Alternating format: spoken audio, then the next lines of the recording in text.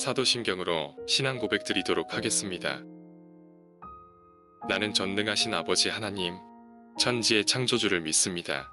나는 그의 유일하신 아들, 우리 주 예수 그리스도를 믿습니다.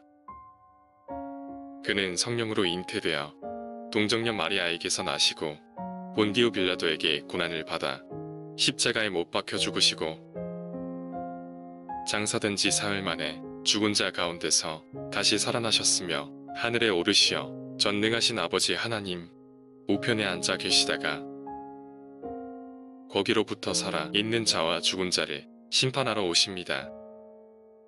나는 성령을 믿으며 거룩한 공교회와 성도의 교제와 죄를 용서받는 것과 몸의 부활과 영생을 믿습니다. 아멘.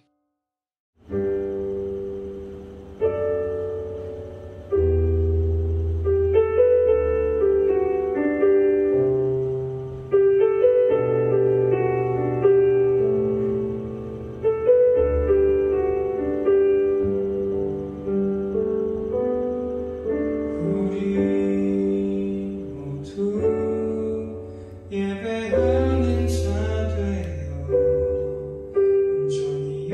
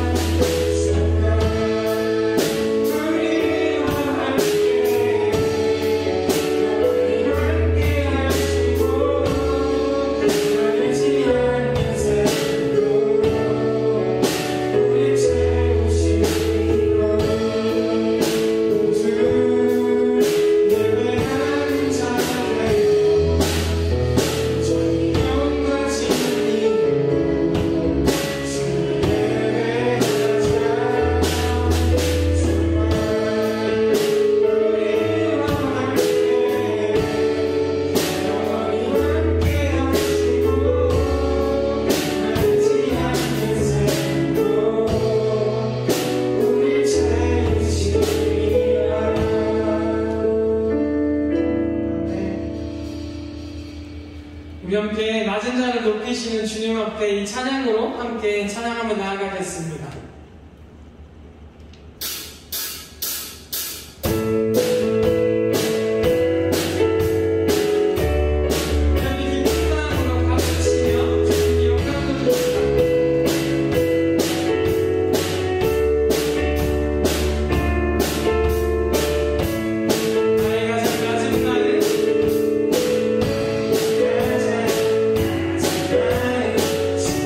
Keep on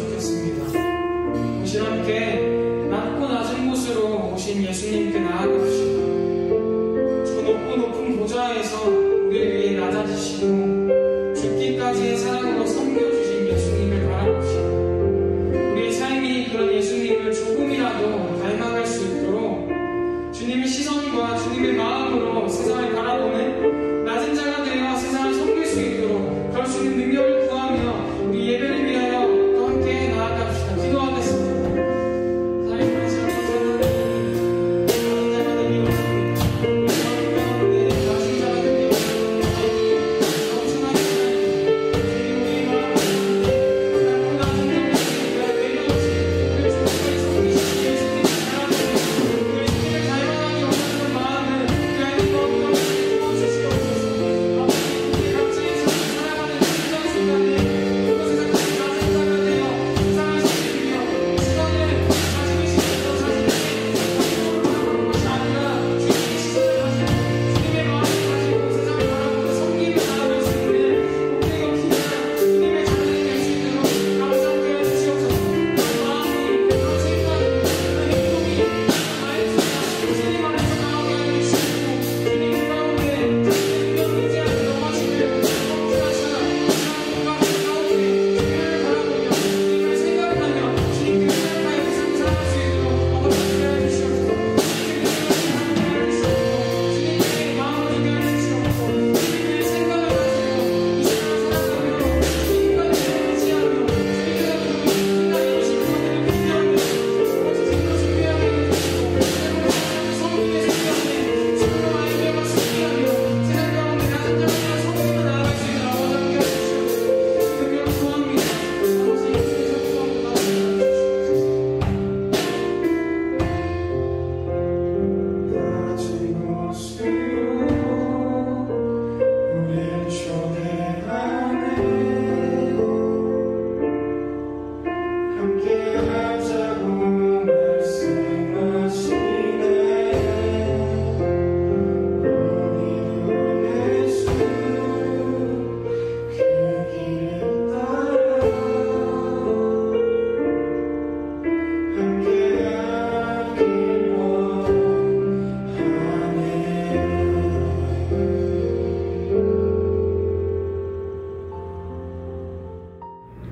하나님 아버지, 오늘도 이 무더위와 코로나라는 질병이 있는 어려운 상황에서도 우리가 예배를 드릴 수 있게 해주셔서 감사합니다. 많은 친구들이 여름방학 기간이 되었는데 그 기간에 시간이 낭비되지 않고 자기 자신을 개발하고 하나님의 사람이 될 수 있는 은혜로운 시간이 되게 해주세요. 아직도 힘든 나날이 계속되고 있는 가운데 많은 사람들의 지친 마음도 어루만져 주세요. 오늘도 전도사님의 좋은 말씀을 듣고 좋은 교훈을 얻을 수 있기를 바라며 예수님 이름으로 기도드립니다. 아멘.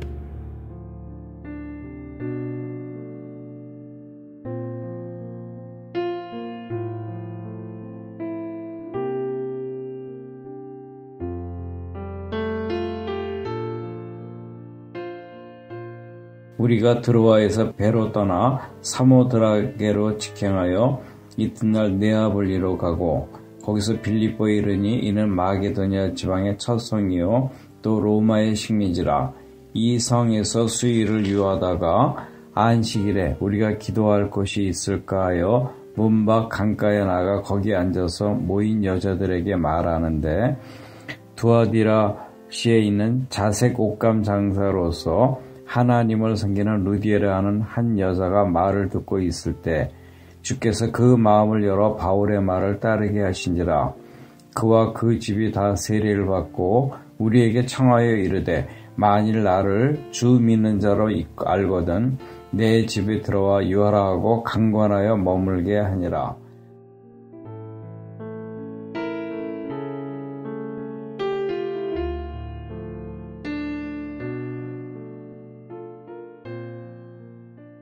할렐루야. 오늘 말씀은 섬김은 사랑입니다 라는 제목으로 말씀을 선포하고자 합니다. 오늘 말씀을 통하여 섬김의 은혜를 깨닫는 귀한 예배의 시간 되길 소망합니다. 여기 계신 여러분들 중에 혹시 사람은 무엇으로 사는가 라는 소설을 읽어본 적 있나요? 러시아의 문호 톨스토이가 쓴 단편소설입니다. 이 책을 보면 두 편의 이야기가 나오는데 그 중에서 제가 가장 인상 깊었던 문장이 있어 여러분들에게 소개시켜 드리려 합니다. 사랑이 있는 곳에 신이 있다. 두 번째 이야기 내용에 등장하는 문장이죠. 아름답지 않습니까? 이 소설의 내용을 우리가 잠시 나누자면 창문이 하나밖에 없는 지하실의 작은 이 방에서 구두를 만드는 마틴이라는 부인의 이야기가 나옵니다. 아들들 모두를 잃고 고통 가운데 삶을 연명하던 그녀는 어느 날 성지순례를 하던 고향 노인을 만나 자신의 푸념을 늘어놓던 중 성경을 읽으라는 권면에 따라 성경을 읽기 시작합니다. 성경 읽기에 푹 빠져 살던 그녀는 누가복음 6장 7장을 읽다가 깜빡 잠이 들고 말았죠. 그때 꿈속에서 마틴, 내일 창문 너머 길을 보아라. 내가 갈 터이니 라는 음성을 듣게 됩니다. 그날 이후부터 그녀는 창문 너머를 보면서 주님이 오시지 않을까, 분명히 오신다고 했으니까 내가 기다리자 라는 마음으로 주님을 기다리지만 주님은 오시지 않았죠. 그러던 어느 날 유일하게 자신이 세상을 바라보던 창구였던 창문 너머에서 그동안 보았으나 발견하지 못하던 사람들이 보이기 시작합니다. 주님이 아닌 추위에 떨고 있는 스테파이누스치라는 사람을 발견하여 그에게 따뜻한 차를 대접하게 되죠. 이것이 시작이었습니다.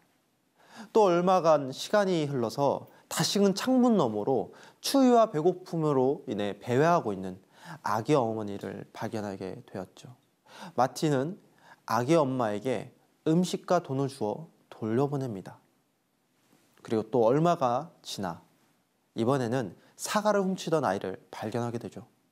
그래서 그 아이를 대신하여 사과값을 지불하고 그 아이의 죄를 탕감해 줍니다.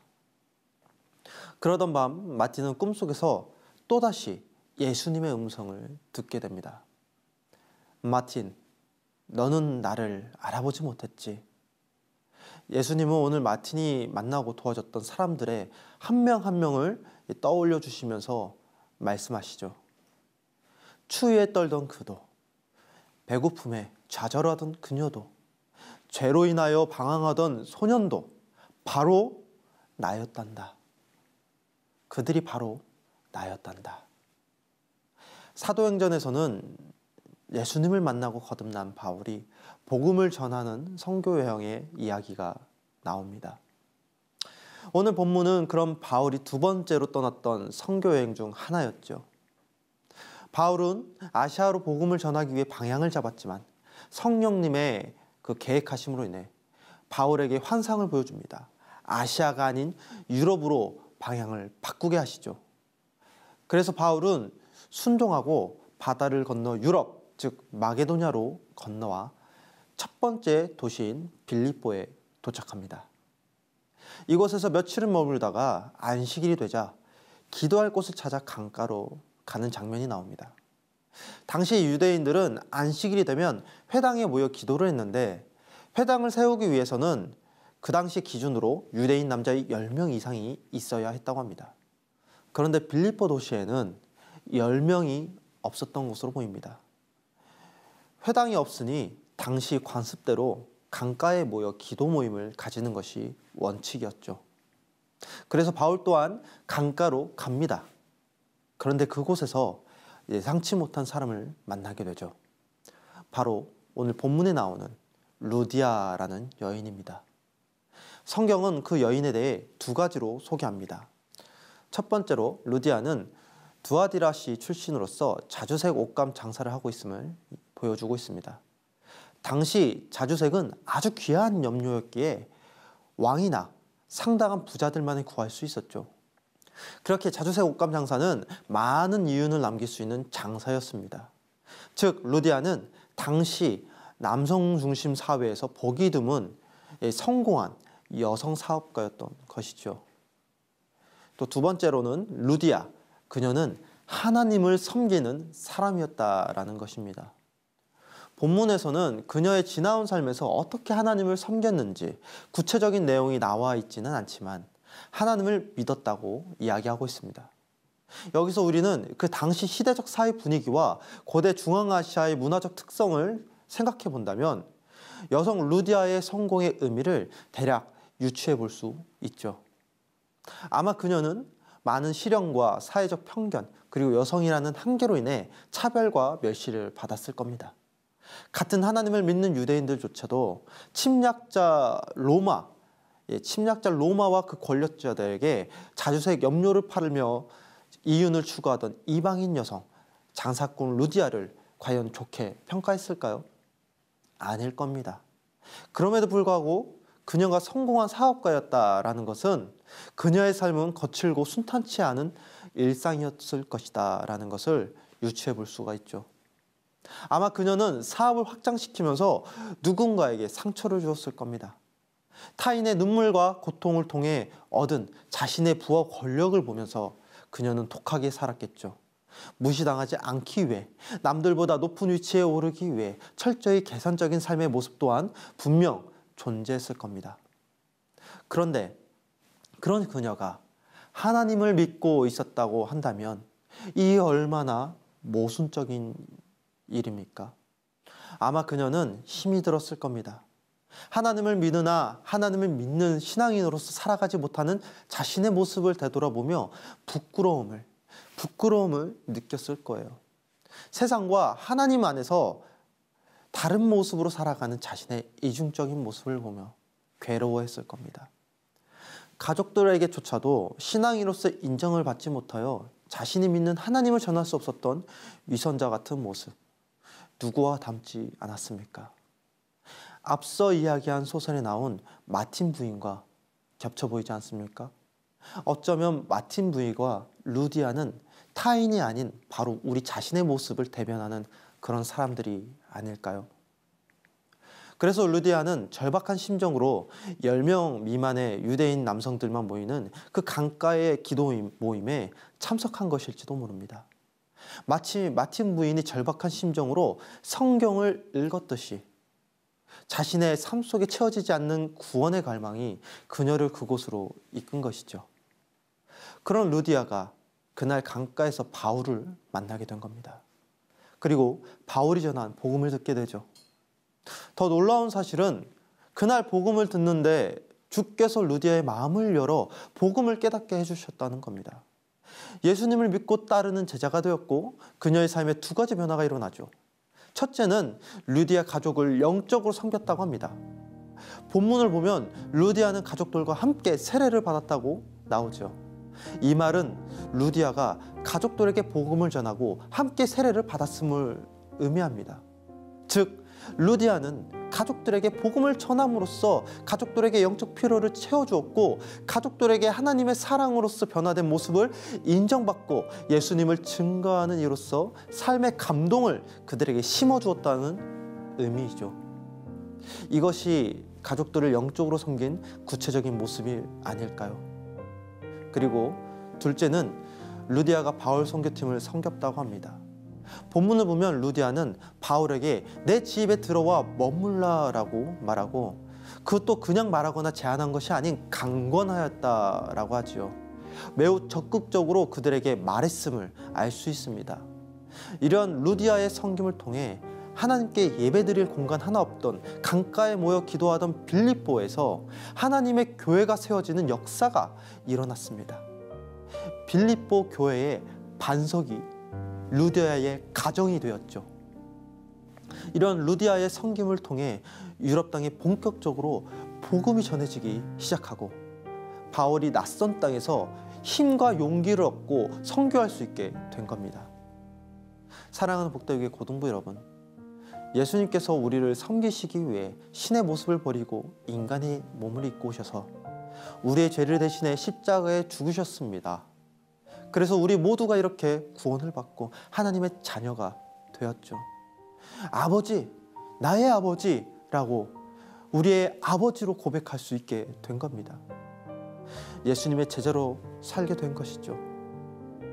물론 아직은 세상과 교회와 양발을 걸친 모습이 더 많고 특히 평일에는 하나님과 전혀 상관없는 삶을 살기도 할 겁니다. 그러나 이런 연약한 모습에도 불구하고 하나님은 여전히 우리를 사랑하셔서 우리가 죄를 이기고 세상에 선한 영향력을 끼칠 수 있도록 능력을 주시죠. 마틴 부인처럼 또는 루디아와 같이 말입니다. 그렇다면 우리가 어떻게 두 여인처럼 사람들을 섬길 수 있을까요? 그들을 예수님이라 생각하면 됩니다. 마틴 부인이 창가 너머에 보았으나 발견하지 못했던 그 영혼들을 바라보며 예수님이구나. 루디아가 바울을 섬길 때 예수님처럼, 가족을 섬길 때 예수님처럼 섬긴 것처럼 나의 사랑하는 가족을, 나의 사랑하는 지체들을, 저 불쌍한 영혼들을 예수님의 몸이라고 생각해 보시길 원합니다. 죄로 인식하지 못하고 방황하는 나의 친구들을 예수님의 어린 양이라 우리가 생각한다면, 바라본다면 여러분들은 그분들한테 많은 것을 주실 수 있을 겁니다. 그들에게 사랑을 줄 힘과 시간과 마음이 여러분들에게 생길 겁니다. 사랑하는 복대교회 고동부 여러분, 가족과 사람을 섬길 수 있는 방법은 많습니다. 하나님을 증거할 수 있는 방법도 여러 방면이죠. 여러분들의 삶 가운데 분명 그 길이 루디아와 같이 열릴 것을 믿습니다. 오늘 설교에 언급한 마틴 부인의 삶을, 또 루디아의 변화를 묵상해 보시길 바랍니다. 오늘 하나님께서 여러분들에게 지혜를 주셔서 가족과 사람들을 섬기고 세상에 선한 영향력을 끼치는 복된 삶을 시작할 수 있기를, 루디아가 되기를 축복합니다. 함께 기도하겠습니다. 사랑해 주님 감사합니다. 이 시간 우리가 더욱더 루디아의 삶을 되돌아볼 때 간절한 마음으로 강가에 갔던 그 루디아의 심정, 세상에 성공하였고 엄청난 부를 축적하였지만 참된 구원의 갈망이 있어 방황하고 힘들어하는 그 영혼의 지체가 혹은 내가 아닌지 주님 되돌아보게 하여 주셨고, 바울의 말씀을 듣고 구원의 깨달음을 얻어 가족들을 데리고 세례를 받았던 그 루디아의 심정, 우리도 그 갈망을 품게 하여 주시옵소서. 우리가 가족들을 향해, 저 창가 너머에 쓰러져 있는 영혼들을 향해 우리가 우리의 작은 사랑을 베풀 때에 주님께서는 그 사랑을 작은 것으로 여기지 아니하시고 그 사랑을 통하여 빌립보에 교회를 세우시고 루디아의 가정을 빌립보 교회의 반석을 세운 것처럼 이 땅에 하나님의 생명을, 하나님의 나라를 세우는 작은 반석으로 우리의 섬김을 쓰심을 내가 믿습니다. 사랑이 있는 곳에 아버지께서 있음을 우리가 믿기에 오늘도 우리는 사랑을 전하며 세상을 향해 아버지의 섬김을, 헌신을 보여주는 한 명의 그리스도인 되게 하여 주시옵소서. 주님께서 언제나 함께함을 믿사오며 이 모든 기도 예수 그리스도의 이름으로 기도드리옵나이다. 아멘.